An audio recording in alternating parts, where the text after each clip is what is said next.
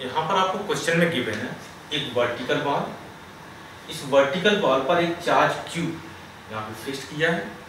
इसकी numerical value कितनी, 5×10⁻⁷। इससे एवं 30 सेंटीमीटर डिस्टेंस पर यहाँ पर एक पॉइंट ऑफ सस्पेंशन है, इसके थ्रू एक स्ट्रिंग अटैच की है और स्ट्रिंग के जो सेकेंड एंड है यहाँ से एक सेम चार्ज Q अटैच किया जिसका मास m।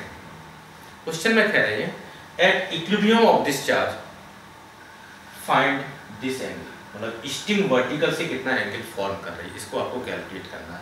Mass of the charge कितना, दिस चार्ज का मास कितना दिया है 100 ग्राम और दिस चार्ज आपके पास कैसा है, फिक्स्ड चार्ज है। देखिए इस चार्ज पर जब हमने इक्विलिब्रियम डिस्कस करना तो आपको फोर्स पहले यहाँ से शो कीजिए। एक वेट काम करेगा, एक इलेक्ट्रोस्टैटिक फोर्स, यहाँ पर रिपल्सिव फोर्स और स्ट्रिंग में टेंशन,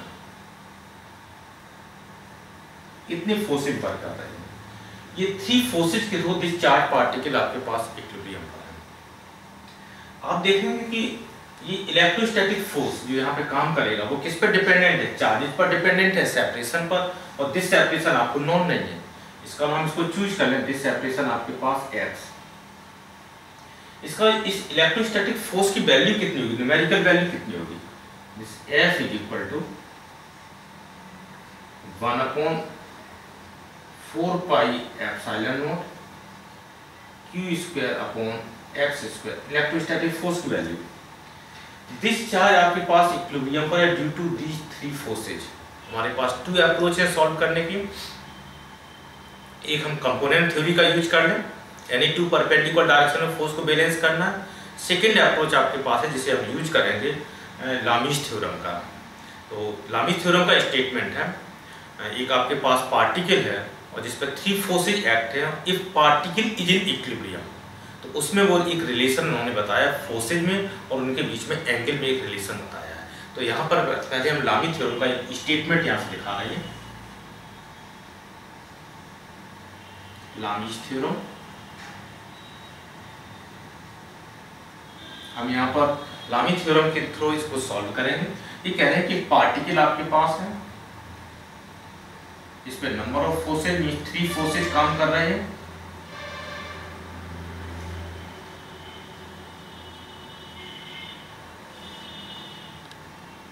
ये 3 फोर्सेज है। Suppose that this angle alpha, this angle beta, this angle gamma.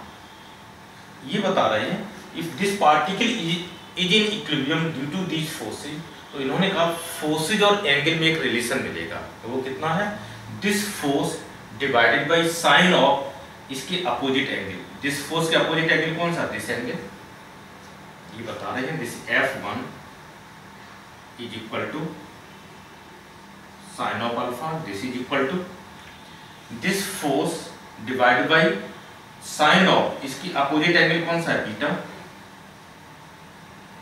F2 upon sine of beta, this is equal to third force this F3 upon sine of this angle, mean this angle means इस force के opposite angle कौन सा है आपके पास, gamma, F3 upon sine of gamma.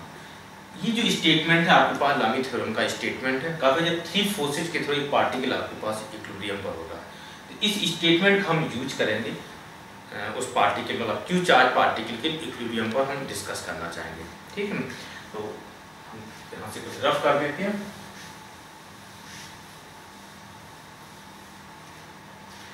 आप देखिए कि आपको दिस एंगल कैलकुलेट करना है, इसकी ज्योमेट्री देखिए, दिस साइड, दिस स्ट्रिंग की लेंथ आपके पास 30 सेंटीमीटर, दिस सेपरेशन आपके पास 30 सेंटीमीटर। इसका इस ट्रायंगल में आपके पास दिस 2 साइड्स आपके पास इक्वल है, इसका मतलब ट्रायंगल कैसा हुआ, आइसोसेलेस ट्रायंगल हो गया। इसका मतलब है इस ये 30 सेंटीमीटर, इसके अपोजिट दिस एंगल और इसके अपोजिट दिस एंगल कैसे होने चाहिए, सेम होना चाहिए। सपोज कीजिए दिस एंगल यदि हम 5 चूज कर दें, दिस एंगल कितना होना चाहिए, 5। आइसोसेलेस ट्रायंगल में क्या 2 एंगल आपके पास यहाँ इक्वल होंगे, अपोजिट साइड जो भी साइड्स है, जो इक्वल साइड्स है उसके अपोजिट एंगल आपकी इक्वल हो जाएंगे। अब देखिए दिस लाइन एक वर्टिकल लाइन है, this force line weight line भी वर्टिकल है, और दिस लाइन आपके पास यहाँ क्रॉस कर रही है, इसका this angle is equal to this angle. हम ज्योमेट्री का यूज कर रहे हैं, दिस एंगल भी फाइव। अब ज्योमेट्री हमें क्या थीटा कैलकुलेट करना है, और जब हम इस इक्वेशन इसके लिए हम लामी थ्योरम यूज करेंगे तो हमारे पास एंगल कौन सी यूज होंगी, फाइव टर्म यूज होंगे। अब देखिए एवरी फोर्स का एंगल कैलकुलेट करते हैं। इलेक्ट्रोस्टैटिक फोर्स के अपोजिट एंगल कितना है, दिस टोटल एंगल, यहाँ से एंगल, दिस एंगल कितना हो, 5 + 5 = 5। वेट के अपोजिट एंगल कौन सा है, दिस एंगल। आप देखिए आप दिस एंगल को मार्क कर रहे हैं, इसकी वैल्यू कितनी होगी, ये एक स्ट्रेट लाइन है, दिस एंगल आपके पास 5 तो दिस एंगल कितना होना चाहिए, 180 - 5। आप देख रहे हैं ये स्ट्रेट लाइन है, दिस एंगल 5 है, तो आपके पास दिस एंगल कितना होना चाहिए, 180 - 5। ये एंगल आपके पास होने चाहिए। अब लामी थ्योरम का हम स्टेटमेंट यहाँ पे यूज करते हैं, इतना रहेगा, this force this F upon sine of this total angle. हमें यहाँ पे कौन सा एंगल चाहिए, this total angle. This total angle कितना है, 25। तो लामी थ्योरम के through this F upon sine of 25 this is equal to, और किसको हम इक्वल कर सकते हैं, mg। ये फोर्स है mg upon sine of 180 - 5, mg upon sine of 180 - 5 this is equal to t upon sine of 180 - 5, t upon sine of 180 - 5। इस equation को आप यूज करेंगे। अब फाइनली देखो इसको सॉल्व कीजिए। साइन 180 - 5 इक्वल टू क्या लिख सकते हैं, साइन 5। यहां से भी साइन 180 - 5 इक्वल टू क्या लिख सकते हैं, साइन 5। तो ये किसमें कन्वर्ट हो जाएगा, this F upon sine of 25 this is equal to mg upon sine of 5 this is equal to t upon sine of 5। ऐसा आपने लिख लिया। अब आप देखिए हम ये टू इक्वेशन को यूज कर लें, इसको हम यूज करना चाहते हैं। पहले इस पोर्शन को रफ कर देते हैं। इस इक्वेशन को यूज करेंगे हम, sin 25 को किसके थ्रू हम सिंपलीफाई कर, 2 sin 5 cos 5 इस टाइप से आप लिख सकते हैं। दिस इम्प्लाइड हम f की वैल्यू भी आप सब्स्टिट्यूट करते हैं। f इक्वल टू कितना है, q² अपॉन, चलिए अभी f को स्टेप के बाद हम यहाँ पे वैल्यू सब्स्टिट्यूट करते हैं। इस f upon 2 times sine of 5 into cos 5 this is equal to mg upon sine 5। Sine 5 term cancel हो गए। This implied this f is equal to 2 times mg into cos of 5। इस type से आपको phi नहीं calculate करना, आपको theta calculate करना है। इसका मतलब है तो थीटा और फाई में भी एक रिलेशन आपको मिलेगा। आप देख रहे हैं यहाँ पर एक ट्रायंगल है और ट्रायंगल के इनर एंगल का सम कितना होगा, 180 डिग्री। तो आपको यहाँ से क्या रिलेशन मिल रहा है, this angle plus this angle plus this angle, इसका मीनिंग कितना है, 2 φ।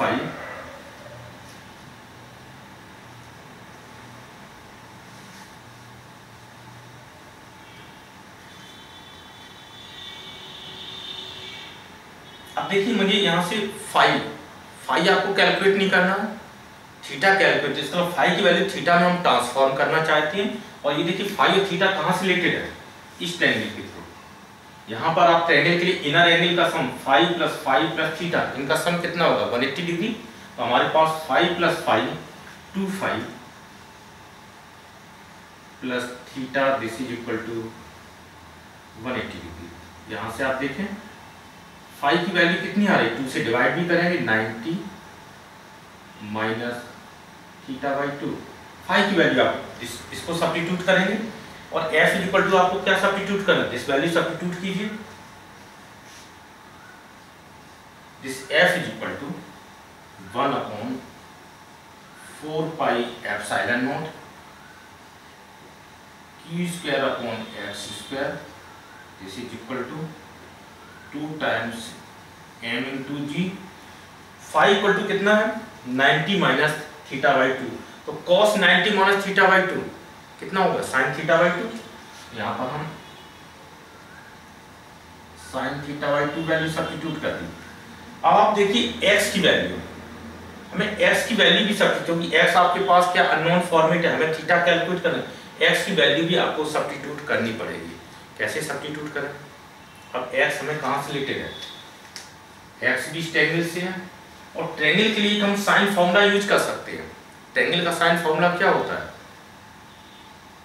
Side divide by sine of opposite angle equal to other side divide by sine of उसके अपोजिट एंगल इक्वल टू कितना, फिर other side divide by sine of उसके opposite angle. तो sine formula हम use कर रहे हैं, तो हम यहाँ से इस पोर्शन को रफ कर देते हैं।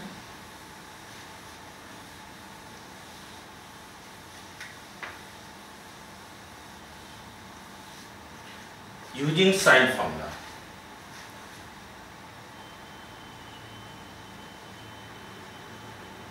ट्रिग्नोमेट्री का sine formula, sine formula use करें तो क्या रिजल्ट आना चाहिए,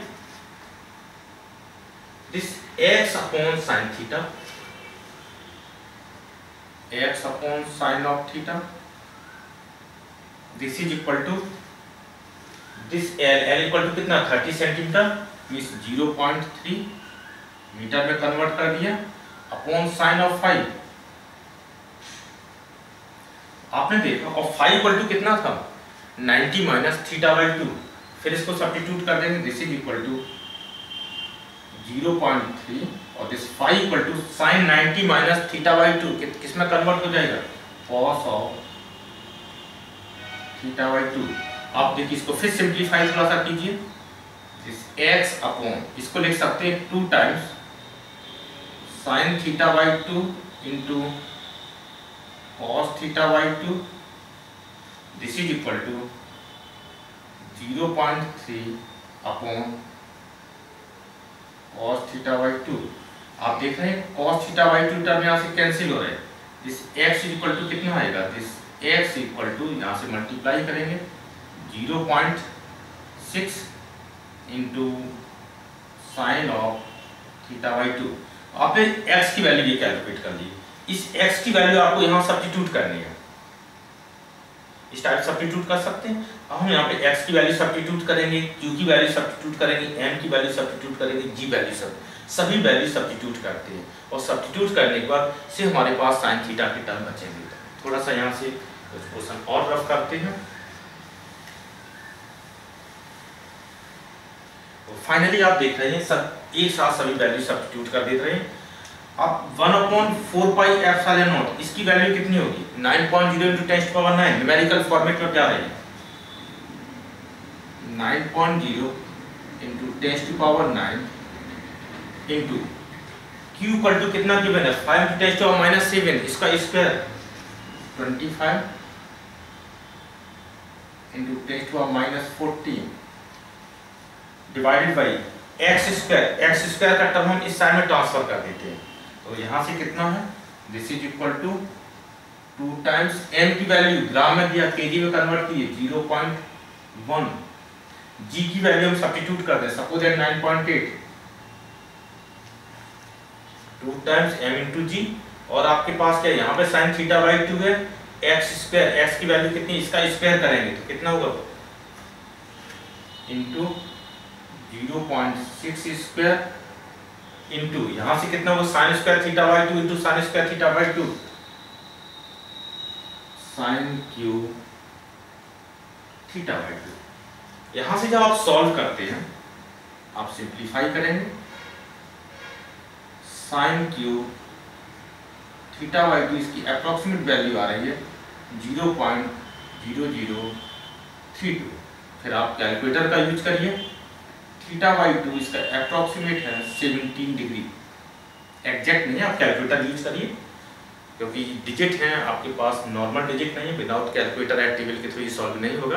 तो फाइनली आपने देखा at equilibrium this string vertical से कितना एंगल फॉर्म कर रही है, अराउंड 70 डिग्री। आप आंसर के थ्रू भी यहाँ से निकाल सकते थे। जब आप सॉल्व करते हैं क्यूब रूट इसका ले लीजिए कैलकुलेटर के थ्रू, तो थीटा की वैल्यू साइन इनवर्स के फॉर्मेट में भी आप कन्वर्ट करके लिख सकते हैं, आपकी चॉइस है। कैलकुलेटर है तो आप कैलकुलेटर का यूज कर लीजिए। तो आपने देखा कि दिस चार्ज पार्टिकल आपके पास इक्विलिब्रियम पर है, तो हम थीटा कैसे कैलकुलेट करें। तो यहाँ मैंने क्या यूज किया, लामी थ्योरम यूज की, साइन फार्मूला यूज किया, ट्रायंगल का पार्ट हमने यूज कर लिया। हमारे पास दूसरी अप्रोच थी कि हम कंपोनेंट थ्योरी भी यूज करें। आप चाहे तो उसको यूज कर सकते हैं, एनी टू परपेंडिकुलर डायरेक्शन में फोर्स को रिजॉल्व कीजिए, आपको जो बेटर अप्रोच लगे उसको आप यूज कर लेंगे। ओके।